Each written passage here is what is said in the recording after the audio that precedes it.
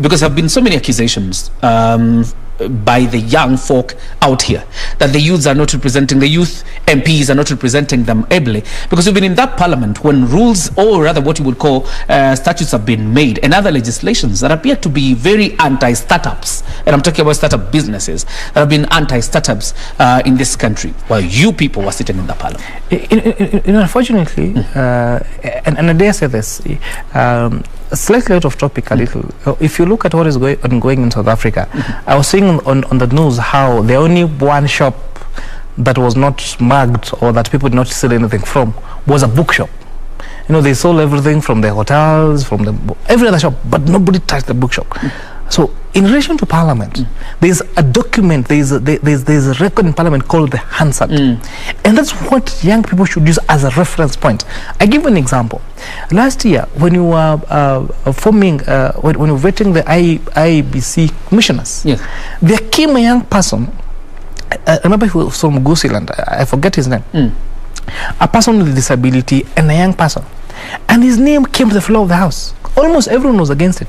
We held hands as young people and said, we are supporting this country, this candidate, no matter how unpopular this person is among those other people. Because sometimes some of these positions, when they come for vetting, whether it's commissioners and all, if it's not a big political if it's not a big political name out there, then they don't get the support of Parliament. And that guy nearly became a registrar, a deputy registrar of political parties.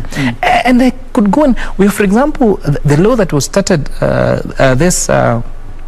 this amendment was brought by the Honorable Isaac Maura, for example, on elimination of this requirement that you have to get a health clearance certificate from everywhere, from every government.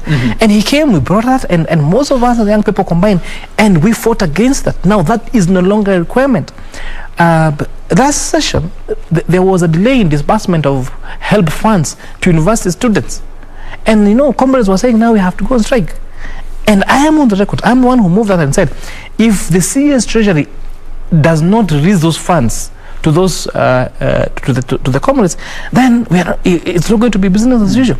And the moment we made that statement, as now Kenyan Parliamentarian Association, as young members of Parliament, the CS Treasury actually took point and funds were dispersed and dispersed on time.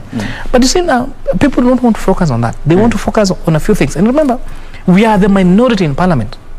So even if we really wanted to pass some particular legislation, remember, at the end of the day, the Speaker will put the question.